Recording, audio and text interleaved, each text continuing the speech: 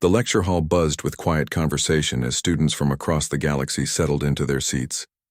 Dr. Kang Minho stood at the front of the room, adjusting the holographic display above his desk. He was a calm man with gray at his temples and steady hands. He had taught xenobiology for 15 years at the Nexus Prime Institute, and he had learned that the most important lessons often came from the smallest creatures. Today's lecture was about Earth's insects. The display showed a rotating image of a common ant, magnified 1,000 times. Its body segments gleamed under the holographic light. Its mandibles looked sharp and efficient. Dr. Minho smiled slightly as he watched his students' reactions. Most students leaned forward with interest. But 3 students in the back row were laughing. Velcron was the loudest. He was 7 feet tall with a body covered in crystalline plates that caught the light like diamonds. His species, the Velcari, came from a high-gravity world where only the strongest survived. He had 4 arms, and he crossed all of them as he snorted at the display. Next to him sat Thessa. She had feathers that shifted from blue to green depending on the light. Her species, the Aquilians, descended from bird-like creatures and prided themselves on their intelligence. She tapped notes on her tablet, but her eyes showed boredom. The third was Gorth, a massive slug-like being from a frozen world. His species moved slowly but thought quickly. He usually followed Velcron's lead in everything. Dr. Minho began his lecture. His voice was steady and clear. He explained that insects made up 80% of all animal species on Earth. They had survived for over 400 million years. They lived in nearly every environment on the planet. They had survived 5 mass extinction events that killed most other creatures. Velcron's laugh interrupted him.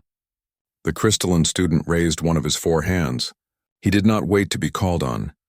Professor, with all respect, how are these tiny things worth studying? They are just protein packages that survived because real predators found them too small to bother hunting. Several students turned to look at Velcron. Some looked shocked. Others nodded in agreement. Dr. Minho's expression did not change. An interesting perspective, Velcron. Please tell me more about your thoughts. Velcron sat up straighter, encouraged. My world has real predators. Creatures that hunt with strategy and strength. These insects are just biological machines running on instinct. No intelligence. No real survival skills. Just luck and fast breeding. Thessa added her voice. My people eliminated similar small creatures from our world millennia ago. We evolved beyond needing such primitive scavengers in our ecosystem. It made our world cleaner and more efficient. Gorth rumbled his agreement. On my world, nothing smaller than my arm exists. Proper evolution does not waste resources on tiny, useless creatures. Dr. Minho nodded slowly. He noticed Park Jiwan, his research assistant, sitting at the side of the room. Her face had turned red. Her hands gripped her tablet tightly. Jiwan was 26 and had spent her entire academic career studying insects. She specialized in ants, bees, and wasps. This mockery of her life's work was making her angry. Jiwan, Dr. Minho said calmly, would you like to respond? Jiwan stood up. She took a deep breath to calm herself. Then she walked to the front of the room and changed the holographic display. Images of ants appeared showing complex behaviors. Let me show you what these tiny, useless creatures can do, she said. Her voice was controlled but passionate. Leafcutter ants practice agriculture. They cut leaves, carry them to underground farms, and grow fungus for food. They have been farming for 50 million years. Humans started farming only 10,000 years ago. She changed the image. Honeybees perform mathematical calculations. They use dance to tell other bees the exact location of flowers, including distance and direction. They account for the sun's movement across the sky. Another image appeared. Termites build structures with climate control. Their mounds maintain constant temperature and humidity without any technology. Some mounds are over 30 feet tall. If humans built proportionally, we would have buildings 4 miles high. Velcron waved a dismissive hand. Instinct. Biological programming. Not real intelligence. Show me one Earth insect that could threaten a real organism. Show me one that deserves respect as more than just a food source. Thessa laughed. Exactly. These are clever biological robots at best. Nothing more. Jiwan's face flushed darker. She opened her mouth to argue, but Dr. Minho raised his hand gently. She closed her mouth and stepped back, frustrated. Dr. Minho looked at Velcron for a long moment. Then he smiled. It was not a happy smile. It was the smile of a teacher who had just decided on a lesson plan. You want to see an Earth insect that demands respect? He asked quietly. Yes. Velcrin said confidently. Show me one creature from Earth's insect world that could challenge me or any real predator. Very well, Dr. Minho said. I propose a field study. We will travel to Earth, to the Amazon rainforest. There you can observe these insects in their natural environment. You can collect specimens if you wish. You can test your theories about their lack of significance. The classroom went quiet. Field studies to Earth were rare. Earth was classified as a Class 4 death world. Most students avoided it. Velcrin's crystalline face showed surprise, then excitement. You are serious? You would take us to Earth to prove that insects are dangerous? He laughed. I accept. This will be entertaining. Thessa nodded. I will come as well. This should make an excellent presentation for my thesis. The myth of death world insects, perhaps. Gorth rumbled his agreement. The three students looked pleased with themselves. Dr. Minho's expression remained neutral. This is voluntary. The expedition will require full compliance with all safety protocols. Earth's ecosystems are dangerous if proper precautions are not followed. Do you understand? Of course, Professor, Velcron said, still smiling. We will follow all your rules, though I doubt tiny insects require much caution. After class, Lee Doyen approached Dr. Minho. Doyen was the expedition coordinator, a former military man who now handled logistics and safety for field studies. He was practical and careful. He had short-cropped hair and alert eyes that missed nothing. Sir, are you certain about this? Those students are arrogant. They will not listen to safety warnings. The Amazon is dangerous enough for humans who respect it. For aliens who think they are superior? He shook his head. Dr. Minho gathered his material slowly. Some lessons cannot be taught in a classroom, Doyen. They can only be experienced. Nature is a patient teacher, but her lessons are thorough. Ji-won joined them. She was still angry. They dismissed everything. Millions of years of evolution, complex behaviors, chemical engineering, social organization. They called it all biological programming. How can they be so blind? Dr. Minho put a gentle hand on her shoulder. They are not blind, Ji-won. They simply have not yet learned to see. But they will. Begin preparing the safety equipment. Make sure we have complete first aid supplies, including the specialized anti-venom kit. Anti-venom? Doyen asked. For what specifically? Dr. Minho looked out the window at the stars beyond the station. For Paraponera clavata, the bullet ant. I checked with our station in Brazil. They are very active this season. Ji-won's eyes widened. Then slowly she smiled. You already knew where this was going. I had a suspicion, Dr. Minho said quietly. Pride often demands its own education. And sometimes, the smallest teachers deliver the biggest lessons. 3 days later, the expedition was approved. As the team prepared to depart, Velcron sent a message to his friends back at the station. The message included laughing emojis and promises to bring back specimens in jars, like children collecting bugs. He had no idea that the smallest creature he mocked was about to change his life forever. The shuttle broke through Earth's atmosphere with a gentle shudder. Velcron pressed his crystalline face against the viewport, watching the planet grow larger below. Clouds swirled in white patterns across blue oceans. Green land masses stretched out beneath them. It looks so primitive, he said to Thessa. My world has crystal spires that reach into space, organized, efficient. This planet is just wild growth everywhere. Thessa adjusted her recording equipment. Inefficient biological diversity, she agreed. My people learned long ago that specialized worlds are superior to these generalist planets. Too many species competing for resources. It slows down evolution. Gorth rumbled from his seat. The large slug-like being took up 2 passenger spaces. It is very green, he observed. My world is white and blue, clean, simple, better. Lee Doyen stood at the front of the shuttle cabin. He held a tablet and cleared his throat. His voice was firm and clear. He had given safety briefings hundreds of times, but never to students who thought they knew better than him. Listen carefully, he began. Earth's Amazon rainforest is one of the most dangerous environments in the known galaxy. More xenobiologists have died there than in any other field location. The danger does not come from large predators. It comes from small organisms that people underestimate. He pulled up images on the cabin display. You will stay on marked paths at all times. You will not touch any organism without permission from Dr. Minho or myself. You will follow all instructions immediately. There are no second chances in the rainforest. Do you understand? Velcron barely looked up from his viewport. Yes, stay on paths, do not touch things, we understand. His tone suggested he did not take the warning seriously. Thessa was too busy checking her camera settings to acknowledge the briefing. Gorth simply nodded, which might have meant anything. Doyen exchanged a look with Dr. Minho. The professor sat quietly in the back, reading from his tablet. He did not seem concerned. Doyen frowned, but said nothing more. The shuttle landed at a small research station carved out of the jungle. The moment the doors opened, heat and humidity rushed in like a physical force. The air smelled of wet earth, green plants, and life. Millions of different life forms, all living on top of each other. Velcron stepped out first. His crystalline body immediately began to sweat. His species came from a cold, dry world. This warm wetness was uncomfortable. He wiped moisture from his faceplates with one of his forehands. A woman waited for them on the landing pad. She was in her mid-40s with sun-darkened skin and sharp, intelligent eyes. Her hair was pulled back in a practical bun. She wore field clothes that had seen years of use. She looked at the alien students with an expression that said she had already judged them and found them wanting. Dr. Choi Hyeji, she introduced herself. Her voice was no nonsense. I am the director of this research station. I have worked in this jungle for 20 years. I grew up here. This forest and I understand each other. She paused.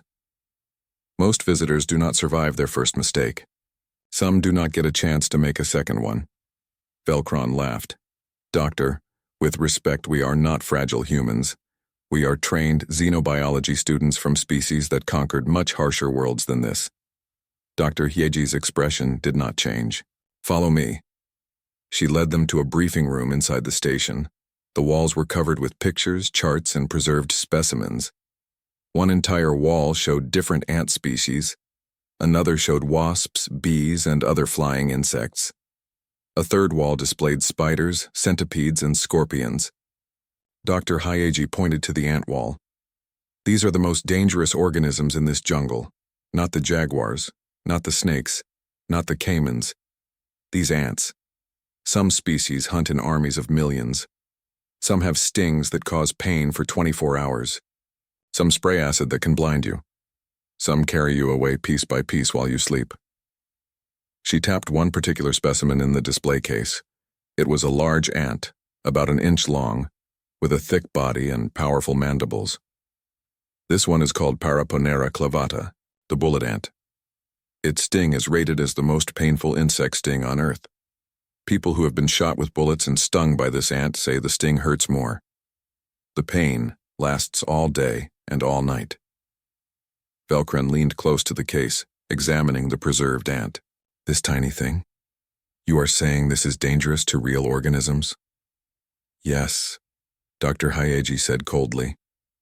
This tiny thing, as you call it, has sent experienced researchers to the hospital. Grown men cry from the pain. Some pass out. The venom attacks your nervous system. It does not kill you. It just makes you wish you were dead. Thessa was recording everything. Fascinating. But surely such a small amount of venom cannot affect larger organisms significantly. Humans are small compared to us. Of course you would be more affected. Dr. Hyeji turned to look at her.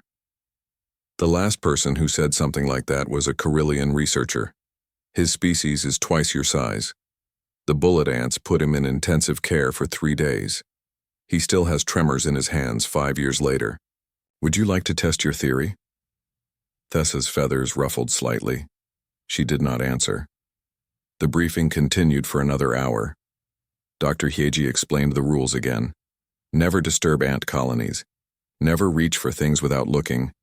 Never assume something is safe because it is small. Always ask before touching anything. Always stay on marked paths. The alien students nodded along. But Jiwon could see they were not really listening. They were simply waiting for the lecture to end so they could go prove everyone wrong. The next morning, Jiwon led the first forest walk. The jungle surrounded them immediately, green everywhere. The air was alive with sounds. Birds called. Insects buzzed. Something howled in the distance. Water dripped from leaves. The forest breathed. Jiwan pointed to a line of ants crossing the path. Each ant carried a piece of green leaf bigger than itself. Leaf cutter ants, she explained. They cut these pieces and carry them back to their underground farms. They grow fungus on the leaves and eat the fungus. They have been farming for 50 million years. Velcron knelt down to look closer. Impressive biomechanics, he admitted. Strong for their size, but still just chemical reactions and instinct. They do not understand what they are doing. They just do it because their biology programs them to do it. Further along the path, they found an army ant raid in progress. Thousands of ants moved in organized columns. They flowed around trees and over logs like a dark river. Small insects fled before them. Some did not flee fast enough. The ants swarmed over them and carried them away. They communicate through chemicals, Jiwan explained. They coordinate attacks. They adapt their strategies based on what they encounter. They build living bridges with their own bodies to cross gaps. They form rafts during floods to keep the colony safe. Gorth watched the ants closely. My species uses similar tactics in war, but we use actual intelligence and planning. These ants just follow chemical signals. It looks impressive, but it is not real thinking. Thessa recorded the ants with her camera. She was narrating for her documentary project. Here we see the famous army ants of Earth. Local humans fear them, claiming they are dangerous. In reality, they are simply following biological programming. Any sufficiently advanced species could easily avoid or eliminate them. Jiwan bit her tongue. She wanted to argue. She wanted to explain. But Dr. Minho had told her to be patient. Let them learn through experience, he had said. Some lessons cannot be taught with words. Late in the afternoon, they came to a large tree. At its base was a massive ant nest. The entrance was surrounded by guards. These ants were much larger than the leafcutters.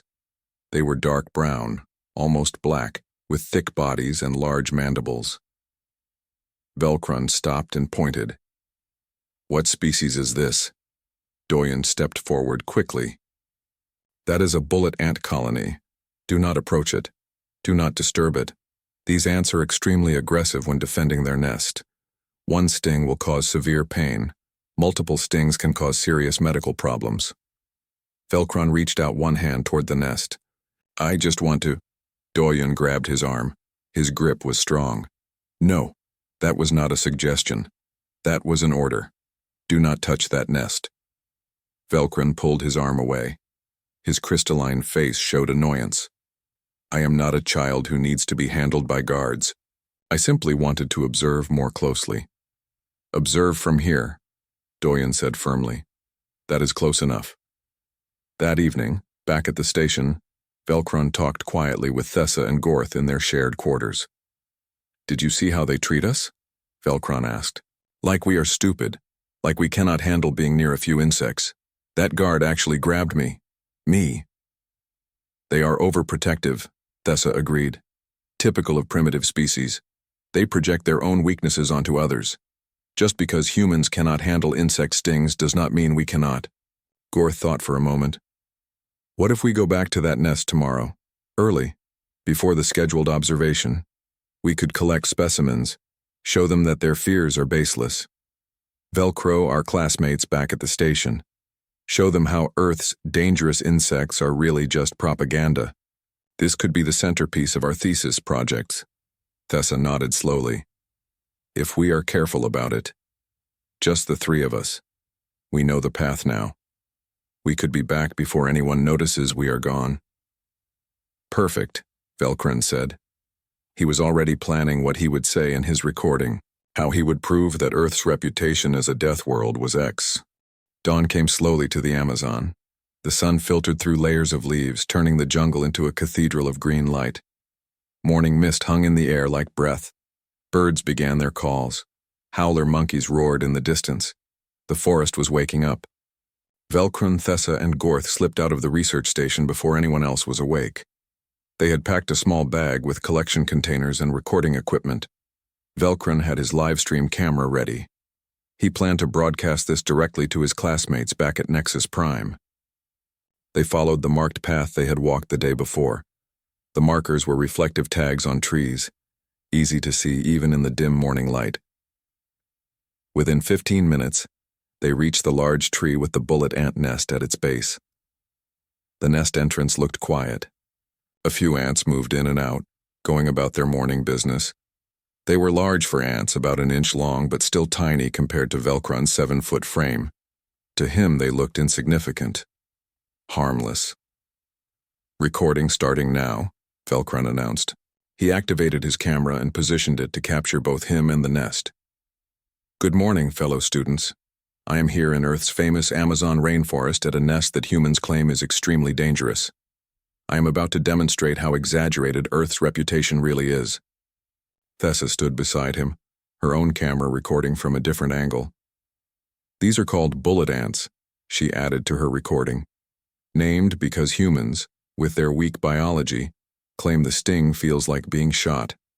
We are about to prove that such claims are simply species-specific weakness being presented as universal fact." Gorth positioned himself slightly behind them, acting as lookout. He watched the path back to the station, making sure no one was coming to stop them. Velcron knelt down next to the nest. His crystalline body glinted in the morning light. He extended one of his 4 hands toward the entrance. "Notice how calm I am," he said to the camera. "No fear, no hesitation, because there is nothing to fear from creatures this small." His hand touched the nest entrance. He began to scoop at the dirt, planning to collect a handful of ants to show how harmless they were. The response was instantaneous. Hundreds of ants poured out of the nest like a dark flood. They were not fleeing. They were attacking. The colony's alarm pheromones had been released the moment Velcron touched their home. Every ant in the nest knew. Enemy. Threat. Defend. The ants swarmed up Velcron's hand. They were fast, much faster than he expected. They moved with purpose, seeking the joints in his crystalline exoskeleton where softer tissue connected the hard plates. The first sting hit him at the wrist joint. Velcron's laugh died in his throat. His eyes went wide. For a moment, he could not process what he was feeling. It was not pain, like he had known before. It was something else entirely. It was as if lightning had been injected directly into his nerves. The pain exploded from the sting site and shot up his arm like fire. Then the second sting hit, and the third, and the fourth. Velcron screamed. It was a sound of pure shock and agony. He tried to brush the ants off, but his frantic movements only triggered more defensive stings. The ants held on with their powerful mandibles while their stingers pumped venom into his body. "Get them off," he shouted. "Get them off me." Thessa and Gorth froze. They had never seen Velcron like this. The confident, arrogant student was on his knees, thrashing and screaming. Ants covered both his hands now and were climbing up his arms. Each one that reached a joint delivered another sting. The venom went to work immediately. Bullet ant venom contains a compound called ponerotoxin. It affects the nervous system, specifically the sodium channels that transmit pain signals. It does not just cause pain, it amplifies pain. It makes every nerve ending in the area scream at maximum volume. For Velcron, with his different neural structure, the effect was even worse. His species had evolved on a cold world with simple pain receptors.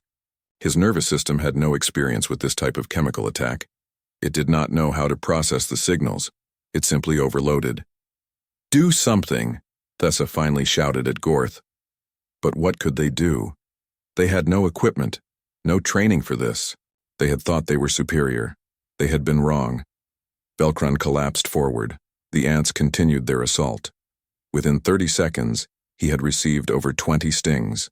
His arms, his chest where the plates met, his neck. Each sting pumped more venom into his system. His breathing became ragged. His crystalline body began to crack. The cracks were not from the ants. They were from his own muscles.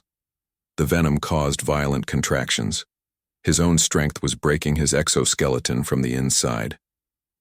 Back at the research station, Lee Doyen sat at the security console. He monitored the station's perimeter sensors, checking biosigns from all registered visitors. Suddenly, alarms flashed on his screen. One of the alien biosigns showed extreme stress, heart rate spiking, blood pressure unstable, temperature rising. "Dr. Minho," he shouted, "we have an emergency." Dr. Minho and Jiwon appeared within seconds. They had been awake for hours, preparing, waiting. They had known this would happen. They just had not known exactly when. Doyun pointed to the screen. "Velcron. His biosigns are critical. Location is near the bullet ant colony from yesterday." "Grab the emergency kit," Dr. Minho ordered. His calm voice had an edge now. This was serious. "Jiwon, bring the anti-venom and smoke dispersal units. Doyun, call for medical evacuation immediately. Tell them we have a severe envenomation case." They ran. Through the station, into the jungle, following the marked path. Dr. Hyeji joined them, carrying more medical supplies. She had heard the alarm and knew immediately what had happened. "Idiots," she muttered as she ran. "Arrogant idiots." They found the 3 aliens at the nest site. Velcron was on the ground, convulsing. Ants still covered his body. Thessa and Gorth stood a few feet away, panicking, afraid to get close enough to help because the ants were everywhere. Dr. Hyeji immediately deployed the smoke unit. A cloud of cool smoke washed over the area. The ants, sensing fire, began to retreat back to their nest. It was a natural response. Protect the colony. The immediate threat was over. Dr. Minho and Doyun carefully removed the ants still clinging to Velcron. They used specialized tools to pry the mandibles loose without causing more damage. Each ant had to be removed carefully. Crushing them would release more alarm pheromones and bring the colony back. Yuan examined Velcron. His vital signs were dangerously unstable. His breathing was shallow and rapid. His eyes were unfocused. The cracks in his exoskeleton were spreading. Clear fluid leaked from the cracks. Blood, or whatever his species used instead. "How many stings?" Dr. Minho asked. Jiwon counted the visible sting sites. At least 25, maybe more. The venom load is massive. She administered what treatment she could. The anti-venom was designed for human biology. It might help, or it might do nothing, or it might make things worse. They had no way to know. Dr. Hyeji turned to Thessa and Gorth. Her voice was cold with anger. "What were you thinking? You were told not to disturb that nest. You were told it was dangerous. Did you think we were joking?" Thessa was shaking. Her feathers had turned a pale, washed-out color. We thought humans were just weak. We thought we could handle it. We did not know." "You did not know," Dr. Hyeji repeated. "Exactly. You did not know. But you assumed you did. That assumption might have just killed your friend." The sound of engines cut through the jungle. The medical evacuation shuttle was approaching. It landed in a small clearing nearby. Medical personnel rushed out with a specialized stretcher. They loaded Velcron carefully. He was barely conscious now. His convulsions had slowed, but that was not a good sign. It meant his nervous system was shutting down, trying to protect itself from the overwhelming pain signals. As they lifted the stretcher, Velcron's eyes found Dr. Minho. There was no arrogance there now. Only pain. And something else. Understanding. A terrible, agonizing understanding. The medics rushed him into the shuttle. Thessa and Gorth climbed in after him. As the shuttle lifted off, its engines scattering leaves and mist, the humans stood in the clearing and watched it disappear into the sky. Dr. Hyeji turned to Dr. Minho. "You knew this would happen. It was not a question." "I suspected," Dr. Minho said quietly. "Pride is a powerful force. Some lessons cannot be taught in classrooms. Nature is a thorough teacher, but she shows no mercy to those who disrespect her." Jiwon looked back at the bullet ant nest. The ants had calmed down. They were back to their normal routines. Foraging, building, caring for their young. They had defended their home. Now they were moving on. They did not hold grudges. They did not celebrate victories. They simply lived. "Will he survive?" she asked. "Perhaps," Dr. Minho said. The medical facilities at Nexus Prime are excellent, but even if his body recovers, he will carry the scars forever. Physical scars and mental ones. He learned today what humans learned over millions of years. Respect is not given. It is earned. And on Earth, even the smallest creatures have earned it. They walked back to the station in silence. Behind them, the jungle continued its ancient rhythms. The ants continued their work. Life went on. The forest had taught another lesson. It would teach many more before the day was done. It always did. The intensive care unit at Nexus Prime Medical Center was quiet, except for the beeping of monitors. Velcron lay in a specialized medical pod designed for his species. Tubes and sensors covered his cracked exoskeleton. The medical staff had worked for 12 hours straight to stabilize him. 2 days had passed since the incident. Velcron was alive, but barely. The bullet ant venom had ravaged his nervous system in ways the doctors had never seen before. His species had no evolutionary experience with Earth's chemical weapons. Their medicine had no protocols for this. The pain continued. Even with the strongest medications, pain signals cascaded through his body in waves. Every few hours, his body would convulse as another wave hit. The doctors could only watch and try to keep him stable. Velcron's family had arrived from his homeworld. His mother was a tall, elegant Velcari with crystalline plates that shimmered like opals. She stood by his pod, one hand pressed against the transparent surface. She could not touch her son. The medical field around the pod would not allow it. How? She asked the doctor. Her voice was hollow. How can something so small do this to my son? He survived combat training on our homeworld. He endured the gravity storms of Velcara 3. How can a tiny insect from a primitive planet nearly kill him? The doctor, a multi-limbed Thestian with centuries of experience, chose his words carefully.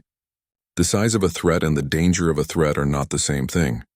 This venom was evolved over millions of years to teach much larger predators to leave these ants alone. It is one of the most effective defensive weapons in the known galaxy. Velcron's mother said nothing. She just watched her son suffer. The incident had become major news across the Galactic Federation. The footage from Velcron's interrupted livestream had spread everywhere. Billions of beings watched a confident student go from mocking laughter to screaming agony in seconds. The video ended with the camera falling to the ground, still recording as medical personnel rushed in. Reactions were mixed. Some species expressed sympathy. Others were horrified that Earth was allowed in the Federation at all. Many began questioning whether Death World species should be studied by students. Several prominent scientists demanded an investigation. The Xenobiology Institute formed an inquiry board. 3 days after the incident, Dr. Minho, Dr. Hyeji, Jiwon, and Doyen were called to testify. They sat in a formal hearing room facing a panel of 5 senior academics. 3 of the 5 were from species known to dislike Earth and its membership in the Federation. The lead investigator was a Velcari elder, a high-ranking member of Velcron's species. His crystalline face showed no emotion, but his voice carried weight. Dr. Kang Minho, you approved this expedition knowing these students held dismissive attitudes toward Earth's organisms. You took them to one of the most dangerous locations on your planet. Some would say you deliberately put them in harm's way. What is your response? Dr. Minho's voice was calm and steady. I provided an educational opportunity. The students requested evidence that Earth's insects deserved respect. I arranged for them to observe these insects in their natural environment. All safety protocols were followed. All warnings were given. Were they sufficient warnings? Another board member asked. Perhaps Death World protocols are different from what we normally consider adequate. Doyen spoke up. May I present the security recordings? He displayed holographic records showing the safety briefings. Every warning was documented. The marked paths, the explicit instructions not to disturb the ant colonies, Dr. Hiji's detailed explanation of the bullet ants and their venom. Every precaution had been explained clearly and thoroughly. Then he showed the recordings from the morning of the incident. Velcron, Thessa, and Gorth leaving the station before dawn. Deliberately avoiding the scheduled observation time, returning to the restricted colony against explicit orders. They were warned, Doyen said flatly, multiple times, in multiple ways. They chose to ignore those warnings. That choice has consequences. Dr. Hyeji was called next. She did not soften her words. I have worked in the Amazon for 20 years. I grew up there. I have seen experienced researchers, military personnel, and overconfident scientists all learn the same lesson. The jungle does not care about your species. It does not care about your technology. It does not care about your pride. If you disrespect it, it will teach you. Sometimes that teaching is fatal. She pulled up medical records. In the last 10 years, we have had 4 deaths and 27 serious injuries at research stations across Earth. Not from large predators. From small organisms, insects, spiders, snakes, frogs, bacteria. The smallest threats cause the most casualties because people underestimate them. We tried to prevent this. We gave every warning we could. The Velkari elder looked at her for a long moment. Then he called Thessa to testify. Thessa looked different than she had a week ago. Her feathers had lost their bright colors. Her eyes showed something new, fear and shame. "Tell us what happened," the elder said. "In your own words," Thessa's voice shook. "We mocked the safety briefings. We thought humans were being overprotective because of their own weaknesses. We thought we knew better. We deliberately went to that nest to prove them wrong, to show everyone that Earth's reputation as a death world was exaggerated." She stopped. Tears rolled down her face. "We were so stupid, so arrogant." I watched Velkran scream. I watched those tiny creatures break him, and I could do nothing. Nothing, because we had no idea what we were dealing with. "Have you learned from this experience?" the elder asked. Thessa nodded. "I have spent the last 3 days reading everything I can find about Earth's insects. Do you know that insects survived 5 mass extinction events? Events that killed almost everything else on the planet. They adapted. They survived. They thrived. We called them primitive, but they are the most successful organisms in Earth's history. They have been here for 400 million years. My species has existed for less than 2 million. Who is primitive?" Gorth testified next. The large being moved slowly to the testimony platform. His voice was quiet and thoughtful. "I come from a world where size equals power," he said. "The biggest organisms control everything. Small creatures do not survive long. When I saw Earth's insects, I thought they were weak. I was wrong. They are not weak. They are efficient. They do not need size because they evolved better weapons, better strategies, better survival mechanisms." He paused. "I have been studying ant colonies since the incident. Did you know some ant species can carry 50 times their own weight? Did you know they can coordinate attacks with millions of individuals? Did you know they have been practicing chemical warfare for longer than any spacefaring species has existed? We dismissed them because they were small. But small does not mean weak. Sometimes it means evolved beyond the need for size." The board deliberated for 2 hours. When they returned, the Velkari elder spoke. "This board finds no fault with Dr. Minho, Dr. Hiji, or their staff. All proper protocols Wehi students chose to violate safety procedures. They chose to ignore expert advice. They chose to let their pride override their judgment. The consequences of those choices are their responsibility alone." He paused. "However, this incident has revealed a larger problem. Many species in the Federation do not properly understand Earth's classification as a death world. They assume it means large predators and harsh weather. They do not understand that the real danger comes from underestimation. This must change." The elder looked directly at Dr. Minho. "We are restructuring all Earth-related studies. Human experts will now have final authority on all safety protocols. Your species evolved with these organisms. Your cultural knowledge is based on millions of years of painful lessons. We should have listened from the beginning." After the hearing, Dr. Minho stood alone in the hallway. He saw a viewport at the stars beyond. Jiwan found him there. "Did you know it would go this far?" she asked. "Did you know someone might die?" Dr. Minho was quiet for a long time. "I knew the risk, but I also knew that without direct experience they would never understand. Words are not enough. Data is not enough. Sometimes the only teacher is reality itself. I hoped the lesson would be less severe, but nature makes her own decisions. They are saying he will survive," Jiwan said, "but the damage is permanent. He will never fully recover." "No," Dr. Minho agreed. "He will carry the scars forever. Physical scars and others. But perhaps those scars will help him teach others. Perhaps his suffering will prevent future suffering. That would give it meaning." A message appeared on Dr. Minho's tablet. He read it and looked surprised. "Velkran is awake. He is asking to see me." They went to the ICU together. Velkran was still in his medical pod, but his eyes were open now, alert. The cocky arrogance was gone. In its place was something deeper, wisdom purchased at a terrible price. Dr. Minho approached the pod. "How do you feel?" Velcron's voice was weak. Speaking caused him pain, but he needed to say this. "I understand now. You tried to teach us. We would not listen. So Earth taught us instead. Thank you for trying to protect us from our own stupidity." He paused, gathering strength. "When I recover enough to leave this pod, I want to continue my studies. But I want to focus on Earth's insects, specifically on ants. I want to understand what I dismissed. I want to learn what I should have respected from the bee." 3 months had passed since the incident. The Xenobiology Institute's lecture hall looked the same as always. Students from across the galaxy sat in their seats, tablets ready, waiting for class to begin. But something was different today. The atmosphere was quieter, more respectful. Dr. Minho stood at the front of the room, adjusting the holographic display. The image showed a magnified bullet ant, its powerful mandibles and sleek body rotating slowly in 3 dimensions. Several students leaned forward with genuine interest. No one laughed. The door at the back of the hall opened. Everyone turned to look. Velcron walked in slowly, carefully. He had been released from medical care 2 weeks ago, but the damage was still visible. His crystalline exoskeleton had permanent cracks running through it like lightning frozen in stone. His movements were more cautious now. One of his hands trembled slightly when he reached for things. But his eyes were different. The arrogance was gone. In its place was something deeper: understanding, humility, respect earned through suffering. He made his way to a seat near the front. Students nodded to him as he passed. Some looked at him with sympathy, others with curiosity. Everyone in the galaxy knew his story now. He was the student who learned the hard way that Earth's reputation was not exaggerated.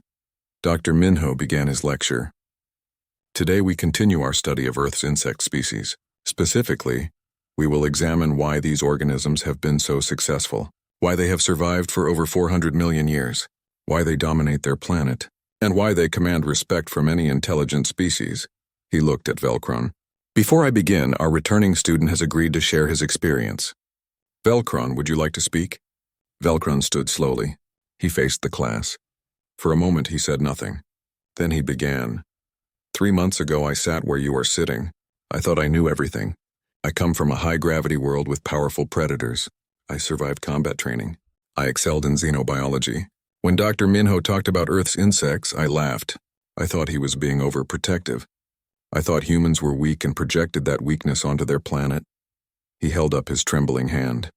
This is what 1 gram of insect can do to 7 feet of trained warrior. 25 stings from creatures smaller than my finger. The pain lasted for 5 days. Not 5 hours, 5 days. The medical staff said I was lucky to survive. My nervous system will never fully recover. These cracks you see in my body are permanent. They remind me every day of what I learned. The classroom was completely silent. "I want to show you something," Velcron continued. He pulled up the medical scans on the main display. His internal structure appeared, showing the damage. The venom affected my sodium channels. It made every nerve in my body fire at maximum intensity. My own muscles were so strong from the contractions that they cracked my exoskeleton from the inside. The doctors had never seen anything like it. He changed the image to show the bullet ant. This creature weighs less than 1 gram. It has a brain smaller than a grain of sand. But it has a weapon that evolved over millions of years. A weapon designed to teach predators 1,000 times its size to leave it alone. And it works. It worked on me. A young student raised a tentative hand. "Are you angry at Dr. Minho for taking you to Earth?" Velcron looked at Dr. Minho and shook his head. "No, Dr. Minho tried to warn us. He gave us safety briefings. He showed us the dangers. He told us to respect these organisms. We ignored him. We thought we knew better. The fault is mine alone. Dr. Minho gave me an education. I just had to pay a higher price for it than most students." He sat down, carefully. Dr. Minho nodded his thanks and continued the lecture. "The lesson Velcron learned is one. Humanity learned over millions of years," Dr. Minho explained. "Our ancestors encountered these insects regularly. Those who did not respect them suffered. Those who learned respect survived to pass on that knowledge. By the time humans developed civilization, we had deep cultural understanding that small does not mean harmless." He pulled up images of various Earth insects, Bullet ants are far from the most dangerous insects on Earth. There are harvester ants whose venom is even more toxic. There are wasps that can kill with a single sting if you are allergic. There are ants that spray acid that can blind you. There are bees that attack in thousands when their hive is threatened. And these are just the insects. Earth also has spiders, scorpions, centipedes, and other arthropods that have evolved equally impressive defenses. Jiwon joined him at the front. She had been promoted to full instructor status after the incident. What makes these creatures so successful is not their size or their individual intelligence. It is their adaptation, their efficiency, their chemical engineering. They evolved weapons that work. They evolved social structures that work. They evolved survival strategies that work, and we know they work because they have worked for 400 million years. She displayed data on extinction events. 5 times in Earth's history, massive disasters killed most life on the planet. Events that eliminated the dinosaurs. Events that wiped out 90% of all species. And every time, insects survived. They adapted. They endured. That is not luck. That is evolutionary excellence.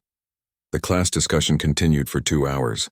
Students asked questions with genuine curiosity. No one mocked. No one dismissed. The video of Velcron screaming had taught the entire galaxy a lesson that words never could. After class, Thessa approached, dunged her entire academic focus.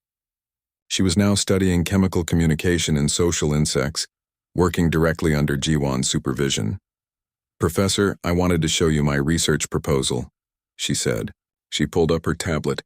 "I am studying how ant colonies coordinate responses to threats.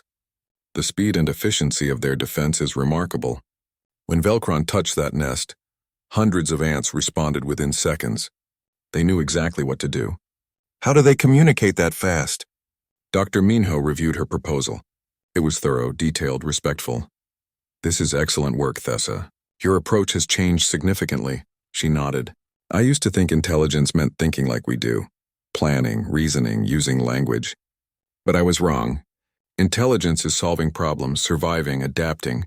Insects do all of that better than most species we call intelligent. They just do it differently, and that difference does not make them inferior. It makes them successful in ways we are not." Gorth had also changed his focus. He was now researching how small organisms proposed studying ant colony behavior to improve fleet coordination for space exploration. "If ants can coordinate millions of individuals without central command, maybe we can use similar principles for managing large spacecraft formations," he explained. 2 months later, the Galactic Scientific Council held its annual award ceremony. Dr. Minho, Dr. Hyeji, and Jiwon were called to the stage. The council chairman, an elderly Velkari who had led the investigation, stood to present the award. "We present the Xenobiological Education Award to Dr. Kang Minho and his team. They have advanced cross-species understanding in ways that lectures and papers never could. They have taught the galaxy that respect cannot be demanded. It must be earned. And on Earth, even the smallest creatures have earned it through millions of years of evolutionary refinement." The chairman paused. "This incident has changed how we approach Death World studies. We now understand that the danger is not just in obvious threats. It is in assumptions, in arrogance, in the belief that advanced technology or superior size makes us immune to nature's lessons. We were wrong, and we are grateful to have learned this lesson at a relatively small cost." Dr. Minho's acceptance speech was brief. "We do not deserve this award. The real teacher was a small ant in a jungle on Earth.